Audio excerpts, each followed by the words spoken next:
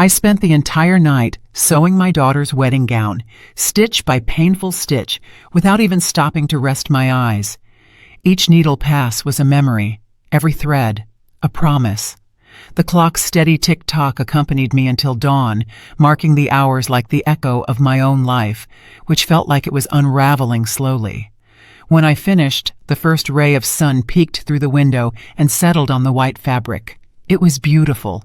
It didn't have the sparkle of Fifth Avenue boutiques or the price tag of a high-fashion designer, but it was made with the love of a mother who, even after a lifetime of sacrifice, still believed that genuine care could heal anything. I carried the gown with trembling hands, wrapped in an old sheet to protect it. When I arrived at the home of my daughter, Zuri, she was surrounded by girlfriends, laughing and sipping coffee from delicate cups. She looked like one of those perfect, distant Hollywood socialites. For a moment, I felt a deep surge of pride, and then it happened. Zuri looked up, scanned me from head to toe, and asked, "Is that the dress?" I nodded, smiling. I unwrapped the fabric carefully, as if revealing a treasure. She looked at it for only a few seconds, and then, with a sneer of contempt, she let it fly. "This looks like something a poor person would wear." Her friends giggled softly. Before I could react, she snatched the gown and tossed it into the trash can. "I'm not getting married dressed like a seamstress, Mom." I felt the air abandon my lungs. I didn't say anything, not a single word. I just gathered my broken pride from the floor and walked out slowly before they could notice I was crying. I walked back home, my vision clouded. The sun was beating down hard, but I only felt cold. The gown was still in my mind, every stitch burning like an open wound. I thought of the sleepless nights, the years working at the old machine my mother left me, the calluses on my hands, everything I had given up so Zuri could reach where she was. And I wondered when love became a source of shame. When I arrived, I sat in front of my sewing machine. I stared at it for a long time. Its whirring sound, once so familiar, now seemed like a lament. I touched the pedal, seeking comfort in its vibration, and felt a strange impulse. It wasn't sadness. It was something new, a cold, dangerous calm, the kind of calm that only arrives when a heart breaks and instead of collapsing, begins to plot. Days passed, and my daughter never called, not even to apologize. I heard through others that her designer gown was ready, imported from Paris. Perfect, as she put it. But perfection has no soul, and that dress, no matter how beautiful, could never tell her story. Then one afternoon, I went to her house. I waited for her to leave and slipped inside without making a sound. The scent of expensive perfume and fresh flowers filled the air, but in one corner of the room, the trash can still sat there. And inside, among crumpled papers and scraps of fabric, I found my dress, wrinkled, stained, humiliated, but whole, just like me. I pulled it out gently, hugged it to my chest, and took it home. I spread it out on my work table and observed it under the sunset light. It was beautiful, even in its misery, like a mother who continues to love even after being wounded. I ran my hand over the seams and felt my love still living there, within every thread. And then I knew it. That dress was not going to end up in the garbage. For the following nights, I locked myself in my studio. I didn't sleep, I barely ate, I just sewed. I embroidered crystal flowers onto the hem. I added vintage lace. And within every layer of fabric, I hid more than just embellishments. I hid my history. I placed one stitch for every tear, one thread for every sacrifice, one flower for every day I spent feeling invisible. As the dress transformed, so did I. I was no longer the submissive mother who bowed her head to her daughter's contempt. I was a woman who understood that love doesn't mean enduring everything, but choosing what is worth keeping. When I finished, the mirror reflected a different image. My eyes no longer held sadness, but determination. The gown sparkled beneath the studio lamp, and its brilliance held something more than beauty. It held justice. The wedding day arrived. I hadn't planned to go, but destiny, or perhaps self-respect, compelled me. I put on my simple cream dress, pinned up my hair, and walked out with a firm stride. Each step was a new heartbeat, every breath a silent declaration. I am not the same woman. When I arrived at the Grand Magnolia Ballroom in Charlotte, the air was filled with music and laughter, lights, flowers, and clinking champagne glasses. Zuri, radiant, wore her luxurious foreign lace gown. She was beautiful, yes, but empty. She didn't see me enter, and I didn't want her to see me yet. I stayed near the door, observing in silence. My hands were trembling, not from fear, but from the weight of what was about to happen, because that night my daughter wasn't just going to have a wedding, she was going to have a lesson. When the clock struck 10, I took the first step toward the center of the room. The murmuring stopped. Every eye turned to me. Zuri looked up. Her smile disappeared, and in that instant, I understood that destiny had been preparing me for this moment my entire life. Because sometimes a mother's love is demonstrated not through tears, but through a gown that shines brighter than shame. Needles have always been my best friends. Since I was 12, when my mother first taught me to sew a button, I knew that this would be my way of speaking to the world. I was never a woman of easy words, but my hands could say things my voice could not. And for decades, amidst threads, fabric, and silence, I learned that every seam could hold a story, even a life. When I became a widow, Zuri was only 6 years old. My husband, Kofi, died in a construction accident, and from one day to the next, I was left alone with a little girl and a sewing machine. I remember crying that night by the window, but the next morning, I turned on the machine, wiped away my tears, and started to sew. From that moment on, every garment that left my hands carried a promise. I would never let my daughter go hungry. We lived in a tiny apartment behind the small neighborhood tailor shop where I worked. Zuri slept on a little cot surrounded by fabric scraps that she sometimes used to make improvised dolls. I watched her play and thought that one day all this sacrifice would make sense, that one day she would understand that love can also be embroidered. For years, my fingers bled over other people's wedding fabrics, silk gowns, imported lace, the dreams of women who could afford what I never would. Sometimes, while sewing the veils of strangers, I imagined what it would be like when my own daughter got married. I dreamt of sewing her the most beautiful gown in the world, not because it was perfect, but because it would be made with the only thing I was never short on: love. When Zuri turned 15, I was able to buy her first brand new dress, not secondhand, not patched, but new. It was sky blue with a white ribbon I embroidered on the chest. That night, watching her dance, I felt that everything had been worth it. She hugged me tight and whispered in my ear, "You are the best mom in the world." That phrase stuck with me. I didn't know that years later those same words would sound like a sad echo, like a broken promise. Zuri grew up, and over the years she began to drift away from the world that had shaped us. She went to college in the city thanks to a small business loan I secured by selling my old car. She worked hard, moved up, and met different people. When she returned, she was a stranger. Her voice had changed, and her look had too. She no longer called me Mama, but Mother. And every time I spoke, I noticed a mix of annoyance and shame on her face. At first, I thought it was my imagination, but the signs were there. The calls she didn't return, the increasingly brief visits, and that comment she made one day without looking me in the eye. "I wish you had been able to get an education." That phrase pierced my heart like a needle, because without knowing it, she was telling me that the love I gave wasn't enough, that my hands, the very hands that sewed her childhood, no longer held value in her world. Even so, when she told me she was getting married, I felt a pure, innocent joy. I thought I could finally give her the gift I had dreamt of for so many years, her wedding gown. I offered to make it myself, and although she hesitated, she finally accepted. I took it as a sign of reconciliation, an opportunity to mend what distance had broken. That night, I sat in front of the machine and prayed before starting, "Lord, guide my hands, let every stitch be a blessing."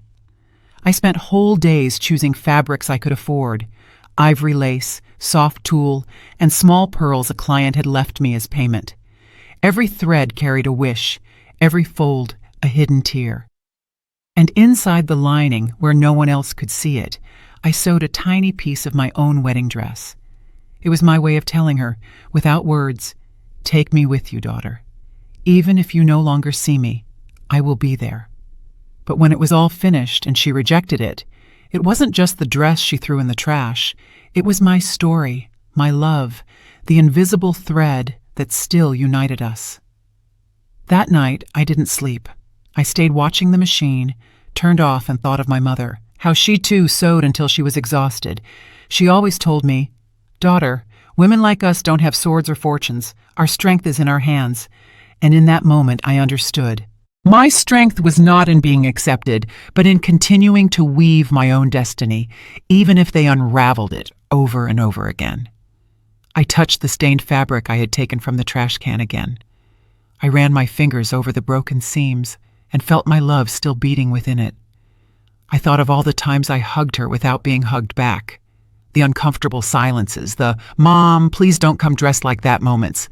And I understood that humiliation, if sown with patience, could also become a lesson, because pain doesn't destroy, it transforms. And that transformation had already begun. Over the following days, something changed in me.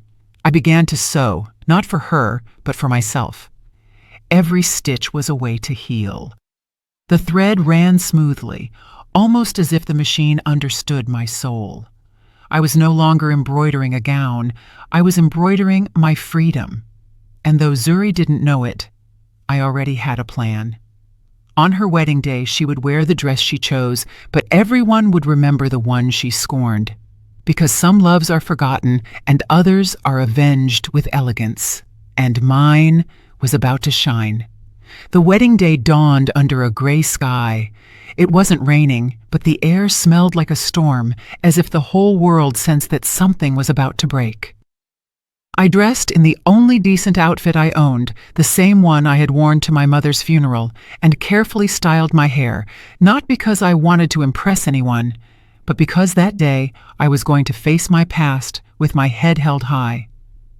I carefully tucked the restored gown into a white linen bag, folded with the precision of someone guarding a secret.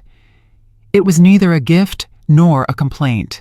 It was a response, a silent answer to a daughter who had forgotten what it means to love without shame. When I left the house, the wind was blowing hard. I walked to the bus stop, my hands clutching the bag as if it were my own heart.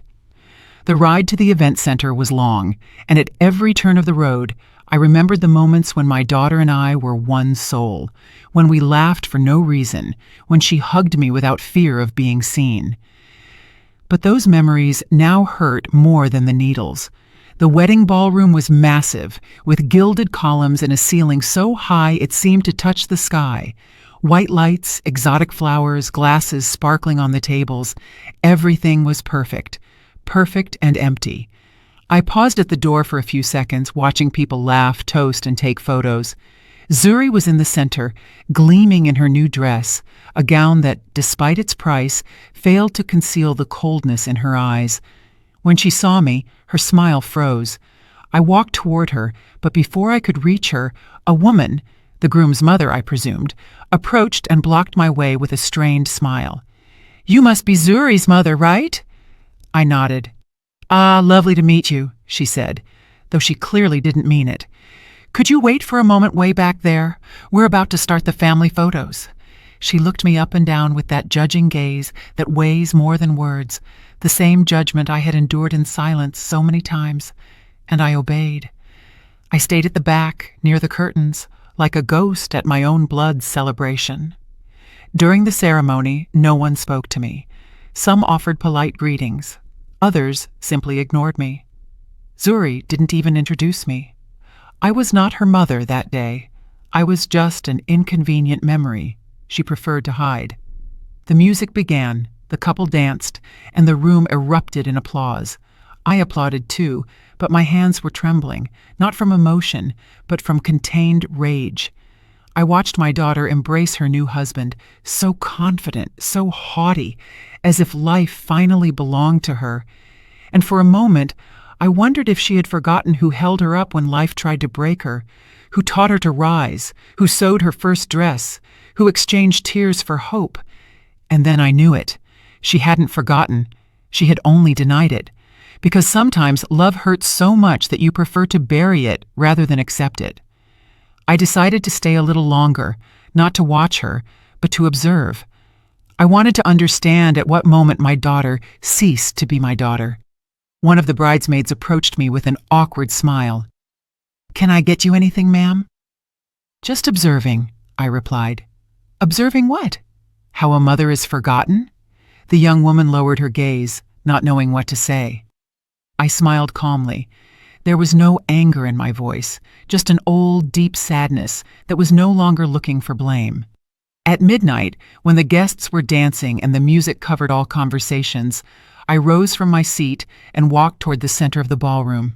The gown was in my hands, eyes turned toward me one by one until the murmuring ceased. Zuri turned, confused. Color drained from her face. "What are you doing, Mom?" she whispered nervously. "Please, sit down."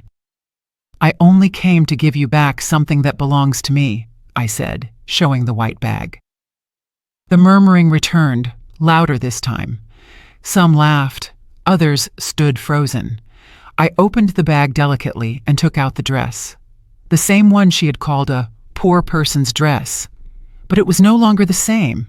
It shone. The ballroom lights reflected off the tiny stones I had embroidered one by one, and the restored lace looked as if it were woven by angels.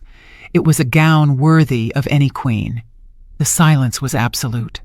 Zuri took a step back, her eyes filled with tears, and for the first time in a long time, it wasn't my fault. "What is this?" she whispered, trembling. "Your dress, daughter, the one you rejected. But it's beautiful." "Yes," I said calmly. "I transformed it, just as I transformed myself. You threw it in the trash, but I didn't. Because there are some things a mother doesn't abandon, even if they are despised." The crowd held its breath. I held the dress high, extending it in front of everyone. "This dress was not sewn with money," I said, "but with sacrifice, with the nights I didn't sleep, with the years I refused to give up. Every thread carries my story, every stitch my name." Zuri covered her face with her hands. "Mom, please stop." "No, daughter," I replied. "Stop is what I told myself when I saw you feel ashamed of me. Today, I didn't come to complain. I came to remind you of where you come from." Suddenly, the applause started, tentative at first, then stronger. The bridesmaids, the guests, even the groom's mother, everyone was applauding. Zuri fell to her knees, crying. I looked at her without pride, without resentment, only with a serenity I hadn't known. I approached, took her face between my hands, and whispered, "There is no shame in being humble. The shame is in forgetting who taught you how to fly." She nodded through her tears. She tried to hug me, but I stepped back. "Not yet," I told her. "Not until you learn what it truly means to love." I turned around, holding the gown, and walked toward the door through the applause. Each step was a farewell, every look a scar closing. And when I crossed the threshold, I knew that something had ended forever. I was no longer the ashamed mother who sewed in silence. I was a woman who had learned that dignity, too, is sewn stitch by stitch. That night, when I left the ballroom with the gown in my hands, I felt the air was mine again. The moon hung over the sky like an old lantern, and the party lights reflected in the lace, giving it an almost supernatural glow. There was no music or applause outside, only the silence of a woman who had said what she needed to say without screaming. I walked slowly back to my house. Each step echoed on the empty street, like one more stitch, closing forever the wound my daughter had left me. I didn't cry. I couldn't. I had cried so much in my life that night I was dry. Only my heart ached. But not from sadness, but from exhaustion. When I arrived, I hung the gown in front of the mirror. It was beautiful, too beautiful for contempt. But what no one knew, not even Zuri, was that inside that gown was something more than thread and embroidery. There was a hidden truth. Weeks before the wedding, when I decided to rescue the dress from the trash can, I didn't just restore it, I transformed it into a silent letter. Inside the lining, between the layers of tulle and lace, I sewed small, handwritten notes, carefully folded pieces of paper, where I had left fragments of my story, her childhood, my soul. In one of them I wrote, "When you were born, I thought life had given me back what it took away. I never imagined that love could also hurt when too much is given." In another, I sewed your first dress with old fabric, but with hands full of hope. I didn't know that someday you would be ashamed of the love that sheltered you. And in the last one, the smallest, the most secret, I put a phrase that had been my mother's.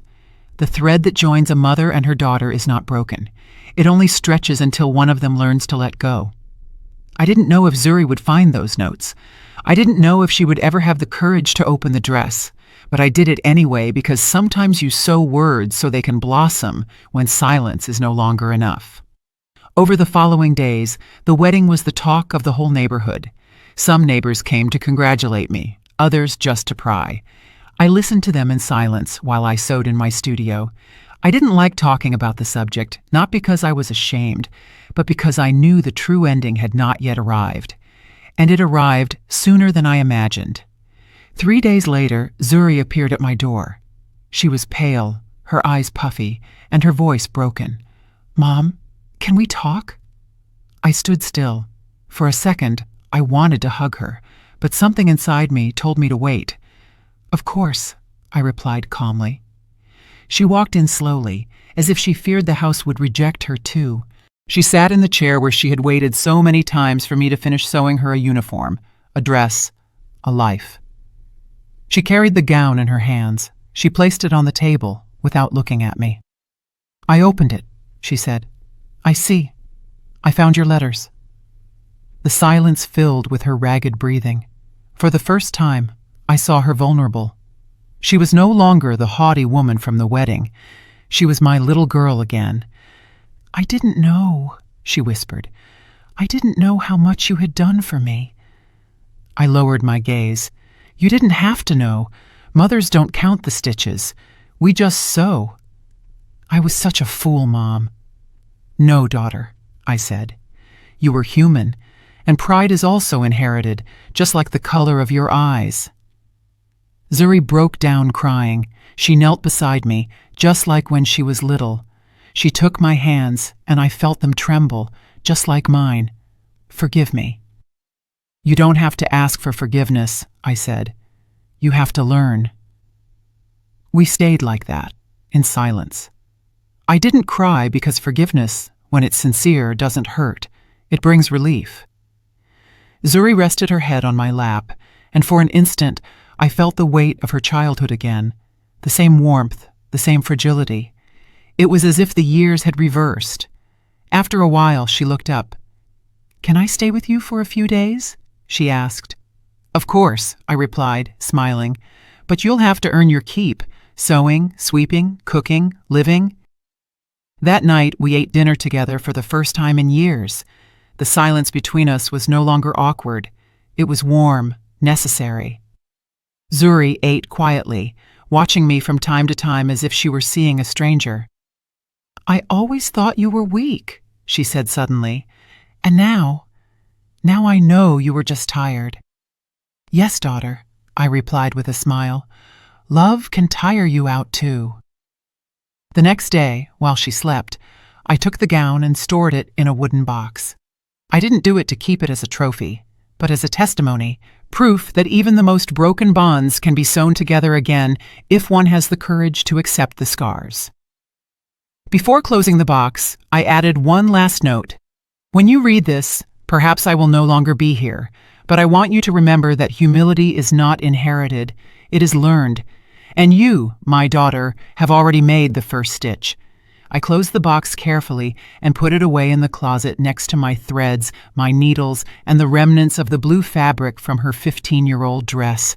Everything that had been my life, everything that once defined me, now fit into that silent corner. And for the first time in many years, I felt peace. Not the peace of oblivion, but the peace of one who has sewn her soul back together and left it perfect, with the wound visible. The days Zuri spent with me were different from anything we had lived before. For the first time in years, we shared breakfast, conversations, and silences that no longer hurt. I sewed in my studio, and she sat by the window, watching me. Sometimes she would awkwardly weave with me, pricking her fingers, laughing through tears when the thread slipped away. It was like seeing her become the girl who used to ask why Mom's dresses were always the prettiest, even if they didn't sparkle. But peace, like everything in life, doesn't last long when there are open wounds. One afternoon, as we were doing the dishes, the telephone rang. Zuri dried her hands and answered.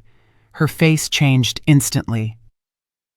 "It's Imani Ellington," she murmured. Her husband's mother. The same woman who had looked at me at the wedding as if I were hired help. Zuri listened in silence, nodding nervously. When she hung up, she told me in a low voice, "She's coming for dinner tomorrow. She says she wants to talk to me and to you." The mug in my hand slipped and crashed to the floor, shattering. "With me?" I asked. "Yes, Mom. She said it's important." "Then let her come," I said firmly. "But let her come with the truth, not just manners." That night, I didn't sleep, not out of fear, but out of premonition. There was something about Imani Ellington that felt familiar, something I couldn't quite place. I spent the hours cleaning the tablecloth, polishing the silverware, preparing a simple dinner, not because I wanted to please her, but because good manners are never lost, even if others ignore them. When the clock struck 8, the sound of the doorbell cut the silence of the house. Zuri opened the door. The woman walked in, enveloped in an elegant coat and an overly strong perfume, one of those scents that tries to cover up the smell of the past. "Good evening," she said, barely glancing at me. "Good evening," I replied. "Please, come in." We sat at the table. For the first few minutes, no one spoke. Zuri feigned serenity, but her hand trembled on the napkin. Imani toyed with the silverware, avoiding looking at me. I waited because I knew that truths, sooner or later, unraveled themselves. "I suppose you don't remember me," Imani finally began. "No, ma'am," I said. "But my memory does not forget the voices that wound, and yours at the wedding was clear." Zuri pressed her lips together. The woman sighed, lowering her gaze. "You are right, and I came specifically for that reason." There was a long silence. Only the clock dared to speak. She continued. "Many years ago when I was young, my mother had a seamstress, a woman who sewed better than anyone, even though she charged next to nothing. I was arrogant, haughty, and I treated her with contempt. I demanded miracles, made her wait hours to pay her, and sometimes didn't pay her at all. Until one day that woman disappeared from the shop. I found out she had been widowed and had a little girl." My hands froze. My heart skipped a beat. "What are you saying?" I asked. The woman looked at me with moist eyes. "That woman was you." For a moment, the world stopped. I remembered that tailor shop from so many years ago. I remembered her young face, her jewelry, her authoritative voice. Yes, it was her, Mrs. Ellington, the same woman who humiliated me for a single missed stitch and fired me without pay. "I didn't know," I whispered, more to myself than to her. "I did know," Imani replied, "the day of our children's wedding. When I saw you in the ballroom, I knew who you were, but I didn't have the courage to approach you, because shame weighs more than gold." Zuri looked at me, horrified. "You worked for her, Mom?" I nodded. "Yes, daughter, and it was from her words that I learned never to let myself be humiliated again." Imani bowed her head. "I came to ask for your forgiveness, Afia. You can't imagine how much I have carried that guilt. I thought money made me better. But when I saw you that night in the ballroom with that dress in your hands, I understood that I had spent my entire life silently admiring what I never had. Dignity. Zuri cried silently. I took a deep breath, looking at this woman who had hurt me so much, and for the first time, I didn't see an enemy. I saw someone who, like my daughter, had lived deceived by her own pride. Forgiveness is not asked for with words, Mrs. Ellington, I said calmly.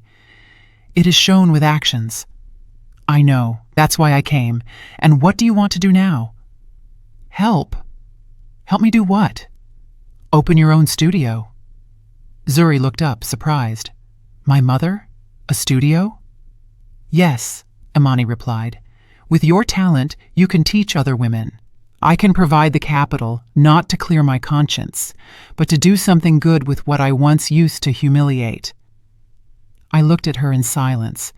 Inside, a part of me wanted to reject her offer, to yell that forgiveness cannot be bought with money. But another part, the wiser part, the one that had learned to mend wounds, told me that sometimes accepting help is also an act of self-love. All right, I finally said. I accept, but with one condition. Anything you want, Imani replied. The studio will carry my mother's name. What was her name? Hope, because that was the only thing I never lost. Zuri got up from the table and hugged me tightly. Mom, I can't believe it. Believe it, daughter. Life doesn't always offer revenge, but it does go in circles. And sometimes, when the wheel turns, seamstresses teach queens how to mend their souls.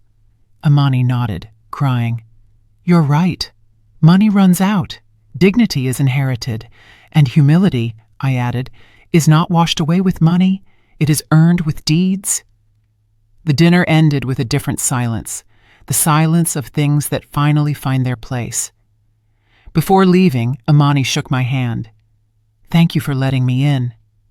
Thank you for daring to come back, I replied. When the door closed, Zuri looked at me with eyes full of pride. Mom, I didn't know you were so strong. No, daughter, I'm not strong. I just learned that the firmest stitches are the ones made after you've been broken. The following night after that dinner, I slept restlessly. It wasn't guilt or excitement. It was intuition. There was something about Imani Ellington's words that didn't quite fit. Too much interest, too much remorse, too late. I woke up before dawn. The air smelled of damp earth, and the bird song sounded distant, as if coming from another world. I poured myself a cup of coffee, and while the house remained silent, I took the dress box, opened it, and ran my fingers over the lace, over the notes I myself had hidden in the lining. I thought of my mother, her voice saying, Truths, daughter, are not searched for, they are unsewn. And without knowing why, that phrase stayed with me all day. Imani returned a week later with papers in her hand and a carefully rehearsed smile. I have the studio contract, Afia, she said. So soon? I don't want to waste time. I've been thinking a lot about all of this. Zuri watched us from the table with that mix of joy and doubt that only children feel when they see their mothers approach old wounds. Let's sit down. Imani unfolded the documents, talking about loans, machinery, space, and employees. I nodded, but something about her tone felt strange. It wasn't just regret. It was fear. What's the rush, Mrs. Ellington? I asked her. Rush? No, I just want to do things right. I'm not talking about the studio. I'm talking about you. I looked her in the eye. You have something you haven't said. Her face paled. She lowered her gaze. Her hands trembled on the tablecloth. Zuri frowned, not understanding. 30 years ago, she began, her voice trembling. My mother didn't just have seamstresses. She also had secrets. I was young, reckless. I had a comfortable life, but it was empty. And then I met a man. A chill ran through my body. I knew, without knowing how, who she was referring to. His name was Kofi Bakari, she said, and the coffee caught in my throat. My breathing stopped. That was the name of my late husband, Zuri's father. What are you saying? I asked, barely audible. What I should have told you years ago, Imani replied through tears. Your husband worked at my mother's shop before he married you. He was a noble, quiet boy, and I fell in love with him." Zuri jumped in her chair. "What?" "I never told him," Imani continued. "I never looked for him after he married you. But the day he died, I was there." The air grew heavy. Zuri looked at me, horrified. "What does that mean, Mom?" I couldn't speak. Imani continued between sobs. "I went to the hospital because I found out through a friend. I arrived late. I only saw them moving him. He had an envelope in his hand, an envelope addressed to you, Afia." My eyes blurred. For years, I had believed Kofi left nothing, that his death was as sudden as his silence. "An envelope," I whispered. Imani nodded. She pulled an aged, carefully folded piece of paper from her purse. "I kept it. I didn't know if I should deliver it. I thought you would hate me, but after the wedding I knew I couldn't hold on to this any longer." My hands were shaking as I took it. The paper was yellowed, the edges worn. I opened it carefully. Inside, Kofi's handwriting was still firm, straight, unmistakable. "Afia, if you are reading this, it means I didn't get a chance to tell you what you deserve to hear. I was not a good husband or a good father, but there is something you do not know. Before you, I made mistakes. One of them has been following me until today. If a woman named Imani Ellington ever appears, do not hate her. Just tell her that I forgive her, because she too was a victim of the same pride that destroyed me." The paper dropped from my hands. Zuri picked it up and read it in silence, tears streaming down her face. I stood looking at Imani, who was crying with her hands in her lap.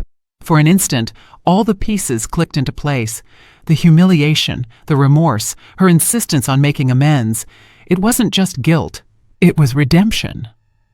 "My mother destroyed a lot of people, Afia," Imani said through sobs, "and I followed her example, until I saw you that night in the ballroom with your gown in your hands, and I understood that I also needed to ask for forgiveness for the inherited sins."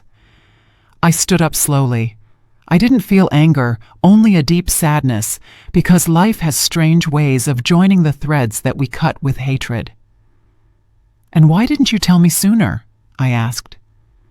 "Because it wasn't the right time," she replied, "because forgiveness is not asked for until you can look the person you hurt in the eye." Zuri stood up, trembling. "Then my husband's father—" "No," I interrupted gently. "That has nothing to do with you, daughter. Your father was mine. His past does not belong to us." I hugged her for the first time. I felt like we were closing a cycle that had been bleeding for decades. "Mrs. Ellington," I said finally, "if your intention was to ask for forgiveness, you have done so, but we don't need anything more. We can open the studio, but not to clear guilt. We will open it to teach other women that the past is not erased with luxury or with tears, but with purpose." She nodded, wiping her eyes. "Thank you, Afia. And if you truly want to honor my husband's memory, do not forget this," I added. "Wounds are not covered with silk, they are sewn with truth."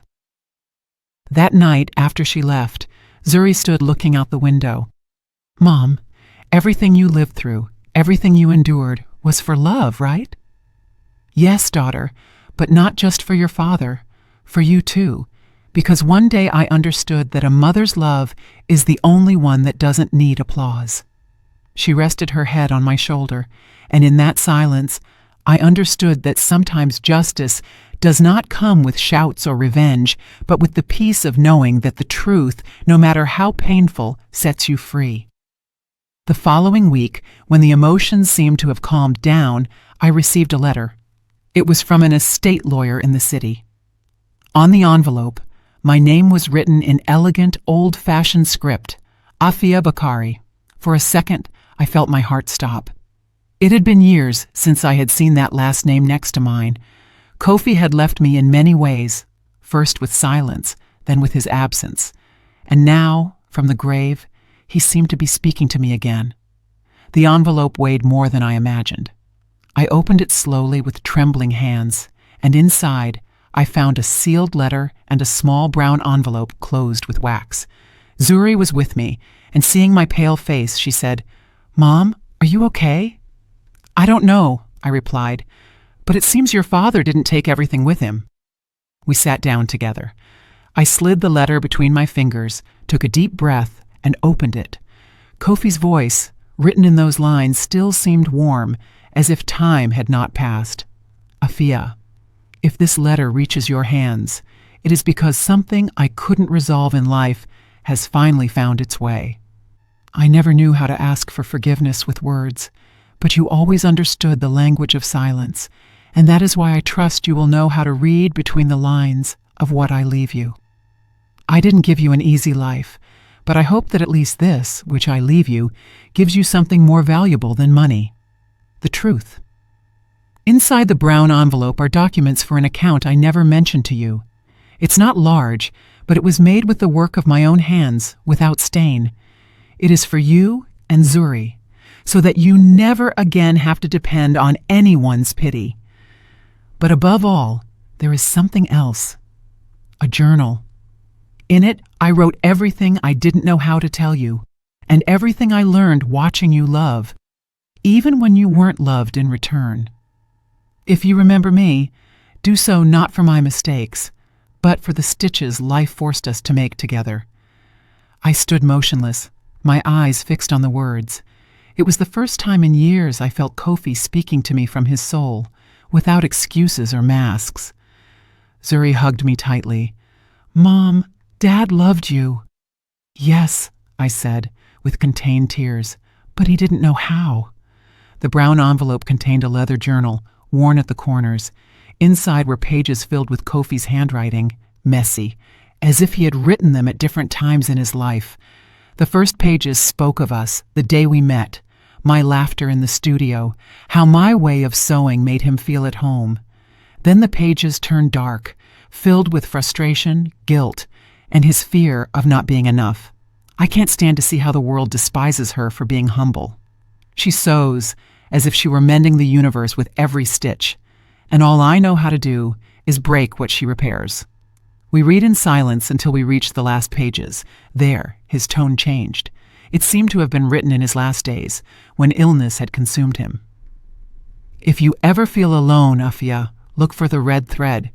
It's in the drawer of our old house, where you kept the studio fabrics. That thread was the first one you used to sew Zuri's dress. I kept it. I never told you, but when I saw that thread, I remembered why everything was worth it. That thread, my love, is the only thing that still connects me to you." I couldn't sleep that night. I turned on the lamp and took out the old box where I kept the remnants of antique fabrics.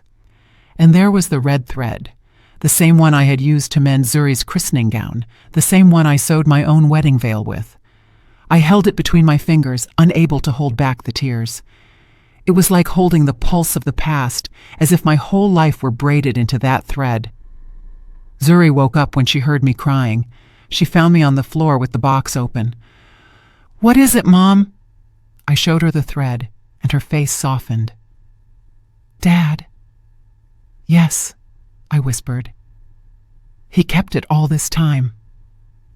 Zuri hugged me, and for the first time I understood that love, even if imperfect, leaves clues like breadcrumbs in a dark forest. Sometimes you just have to have the courage to follow them. Days later, Imani came to the studio. I hadn't seen her since the revelation about Kofi. She carried flowers and a tired look. "I came to help you with the contract," she said. "It's not necessary. The studio will open anyway, but on different terms." "Different?" "Yes," I replied. "I won't do it out of charity or guilt. I will do it out of dignity." I told her about the letter, the red thread, about Kofi. She cried. "He wrote me a letter, too," she confessed, "but I never had the courage to read it." "Then read it," I told her, "because the dead do not rest until their truths are heard." The day we opened the studio was bright. The neighbors, humble women from the West End, came out of curiosity, some with fabric scraps, others just wanting to learn. I hung a sign above the door, "Hope Studio, every stitch has a story." As I taught the young women to sew, I remembered my mother. I remembered my years of hunger and silence, and amidst that gentle bustle of machines, scissors, and laughter, I felt something I hadn't felt in decades: genuine pride. Zuri, with her apron on, moved among the students, helping them thread needles. She looked at me and smiled. "See, Mom? It all started with a dress thrown in the trash." "No, daughter," I replied. "It started much earlier, with a mother who never stopped sewing, even when life tore the thread from her hands." That afternoon, before closing the studio, I framed the red thread. Underneath it, I wrote a sentence in my own hand: "In the end, all wounds close, if you have the courage to hold the needle with love." And as I hung it on the wall, I understood that this thread didn't just join fabrics, it joined generations, stories, pains, and forgiveness. It was the invisible thread that connected me to my mother, my husband, my daughter, and all the women who had sewn their destiny with wounded hands but intact hearts. That night, before sleeping, I took Kofi's journal one last time. On the final page, with faded ink, there was a sentence I hadn't seen before. "Love is not always sewn with thread. Sometimes it is sewn with resignation, and sometimes with the silence of one who waits to be understood in another life." I closed the notebook and turned off the light, and in the darkness, with a tired but peaceful smile, I understood that I had already been understood. Several years have passed since that wedding, since that night when pride and love measured themselves face to face and dignity finally prevailed over silence. Today, my hair is completely white and my hands are full of small, fine scars, like paths drawn by time. Each one of them tells a story: a dress, a tear, a mended hope. And though the days sometimes feel heavy, my heart feels lighter than ever. Hope Studio is still open. It's a lively place, full of women who arrive with broken dreams and old fabrics, believing they are useless. And yet with patience and love, they learn that everything, even what seems irreparable, can be shaped again. What I sew now are not dresses. I sew souls. Every morning I open the windows and let the sun illuminate the rolls of fabric resting on the shelves. The smell of cotton and fresh coffee mixes with the laughter of the young apprentices, and sometimes I close my eyes just to enjoy that sound, the melody of work well done, of a present that no longer hurts. Zuri has been working with me for 3 years. She is in charge of teaching embroidery to the beginners, even though she still pricks her fingers from time to time, but she does it with a smile. Sometimes I look at her and think that the red thread Kofi spoke of, the one that seemed invisible, is still moving between us, tying what I once thought lost. There are days when she arrives early, kisses my forehead, and says, "Mom, I learned that sewing is praying with your hands." I smile because that is what my mother used to say when I was a little girl. Time repeats itself, but when love is present, cycles are no longer curses. They are blessings. One Saturday afternoon, as we were tidying up the studio, a young woman with a girl of about 10 years old appeared. She carried a stained and torn white fabric in her hands. "Do you teach sewing here?" she asked shyly. "Here, we teach how to start over," I replied, inviting her in. As I showed her the tables and machines, I noticed the little girl watching the framed red thread hanging on the wall. She approached it, looked at it curiously, and said, "Can that thread also be used to sew dresses?" I smiled. "No, little one," I replied. "That thread is for sewing things you can't see." "Like what?" "Like broken hearts." The girl looked at me seriously, and for an instant I saw in her eyes the reflection of Zuri when she was small. Time, I thought, has a habit of returning what we once lost, only with a different face, to see if this time we know how to take better care of it. That night, as I was closing the studio, Zuri approached me with an envelope. "Mom, this came addressed to you." The sender was the Black Women's Entrepreneurial Coalition. Inside was a handwritten letter in firm script. "Afia Bakari, we have followed your work at Hope Studio. Your story has inspired many women. We want to give you an award for your labor and for demonstrating that dignity can be sewn stitch by stitch." Below was an invitation to an event in the city. Zuri hugged me with tears in her eyes. "You deserve it, Mom." I shook my head, smiling. "No, daughter, we all deserve this." On the day of the event, I put on my best dress, a simple cream-colored one made with my own hands. Zuri insisted on accompanying me, and when I stepped onto the stage, I felt the years of pain unravel like knots. In front of me were women, young, old, mothers, daughters, all with similar stories of abandonment, sacrifice, and silent love. I took the microphone and took a deep breath. "I am nothing more than a seamstress," I said. "But over the years, I learned that no fabric is so torn that it cannot be repaired if you hold it with patience and faith. And the strongest thread is not the one that shines, but the one that resists." There was a long, deep round of applause that I felt in my bones, and as I stepped down from the stage, I saw Imani Ellington among the audience. I hadn't expected to see her. She approached slowly with a bouquet of flowers. "I knew you would achieve this, Afia," she told me with a genuine smile. "No one achieves anything alone," I replied. "You only move forward when you learn to sew with the hands of others." That same night, back home, I found Zuri waiting for me on the patio with her daughter, my granddaughter Naya. The little girl was playing with a piece of red thread. "Look what I found in the studio, Grandma," she said, smiling. "Can I keep it?" I watched her for an instant.